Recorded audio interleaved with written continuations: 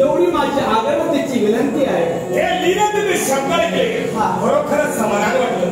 इकडे पहा राजा ऐकून दे. 1 लक्ष वर्ष या मंदार जलावर बसून प्रत्यक्षाने कैलासनाथाला आत्मसात करण्याचा तत्परता करतोय. आणि या तपाचा अंग आम्ही उभयताकडून केला. यामुळे संग्रामी भक्ती पूर्ण झाल्याशिवाय देव प्रसन्न होत नाही.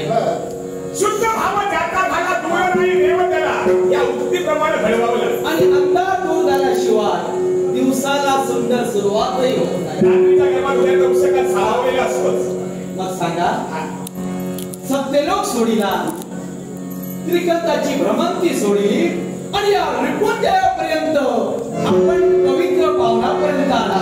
आपली सेवा करता ज्या माणस मनाशी त्या देवतेची भक्ती करते तो देव तुझ्या समाधानी असला तरी सुद्धा आम्ही देवतांच्या घटक आहोत. विश्वाच्या आसमंतात आतापर्यंत लक्ष वर्षाचा कालावधी लोटल्यामुळे पुण्य प्राबल्य तुझ्या जीवनात तू संपादन केलं. भक्ती प्राबल्याचे योगे त्या भक्तीचा योगे करून पुण्य संचय तुझ्याकडे झाला. याच्यापेक्षा तुझ्या जीवनात कधी अनित्य असल्याचा धर्म पापाचरण केलेला नाही.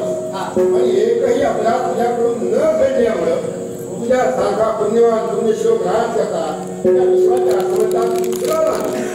तेव्हा आपल्या देवतांची इच्छा आहे अशी कोण आता ही जागा तुम्ही सोडा आणि हे तपासण थांबवा. तुमचा उत्कर्ष आम्ही करायचा ठरविला. देवतांनी मिळवून मग सांगा या पावराचा उत्कर्ष कोणत्या स्वरूपात आपण करणार. उत्कर्ष कोणत्या स्वरूपात आम्ही तुम्हाला काशीच्या पुण्यमय क्षेत्राच्या ठिकाणी राज प्रथा म्हणून राज राष्ट्र वसिका काशीच्या पुण्यमय क्षेत्रात आम्हाला ऐकून न्याय आहे. काशीच्या पुण्यमय क्षेत्रात अज्ञान जातात आणि शिकून विद्वान होत महापंडित होतात. अशी ती असीम बेगाची काशी या काशीची ही सेवा करण्याची जबाबदारी तुझ्यावरती द्यायची. राज करणे भरपूर आहे पण तुलाच काय वाटलं. पुण्यवान पुण्यश्लोक एवढं वर्षी तपचरण केलेली आता परत इकडे तुला सुट्टी पण केलं.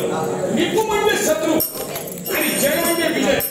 साऱ्या शत्रूंवरती ज्यानं विजय मिळविला आणि एकही अपराध ज्याच्या हातून घडला नाही तो राजकर्ता राजा निकुंजय.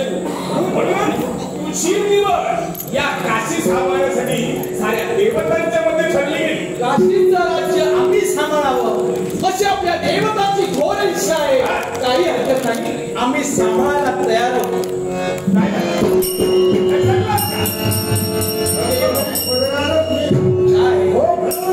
दैवी शक्ती पाठीशी असल्याशिवाय जीवनात माणूस कधी पुढे जाऊ शकत नाही हे आम्हाला कळत आहे.